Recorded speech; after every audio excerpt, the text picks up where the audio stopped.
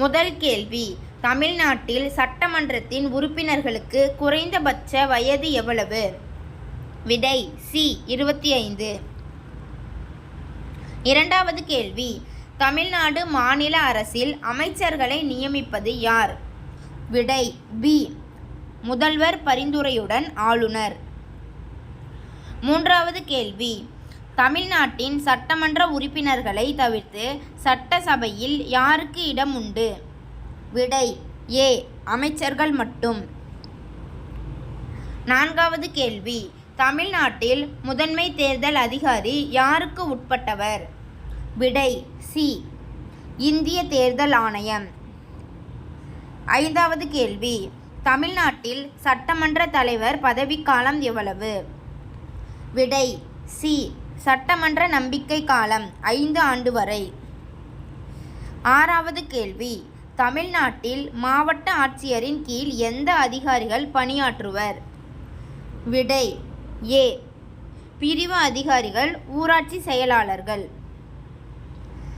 ஏழாவது கேள்வி, தமிழ்நாட்டில் உள்ளூர், ஊராட்சி, நகராட்சி எலெக்ஷன் நடத்துவது யாரால்? விடை பி மாநில தேர்தல் ஆணையர். எட்டாவது கேள்வி, தமிழ்நாட்டின் முதன்மை செயலாளர் பதவி உயர்வு எதற்காக நடைபெறும்? விடை ஏ IAS முதன்மை தரவரிசை மூலம். ஒன்பதாவது கேள்வி, தமிழ்நாட்டில் முதல்வர் பதவியை இழந்தால் ஆளுநர் என்ன செய்ய வேண்டும்? விடை பி புதிய முதல்வரை நியமிக்க வேண்டும். பத்தாவது கேள்வி, தமிழ்நாட்டில் சட்டமன்ற சட்டப்படி எந்த பங்கு அரசு உட்பட்டது?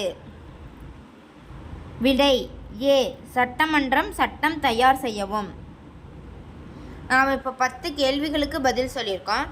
இதோட மதிப்பெண்ணை தெரிஞ்சுக்க கீழே இருக்கிற மதிப்பெண் காட்டு அப்படிங்கிறத நீங்கள் கிளிக் பண்ணால் எத்தனை கேள்விகளுக்கு கரெக்டாக பதில் சொல்லியிருக்கீங்கன்னு காட்டும். நம்ம 10க்கு 10மே கரெக்டாக தான் சொல்லியிருக்கோம். இந்த பேஜ் உங்களோட சுய மதிப்பீடை தெரிஞ்சுக்கிறதுக்கும் எக்ஸாமில் நல்லபடியாக ஸ்கோர் பண்ணுறதுக்கும் ரொம்ப யூஸ்ஃபுல்லாக இருக்கும். ட்ரை பண்ணி பாருங்கள்.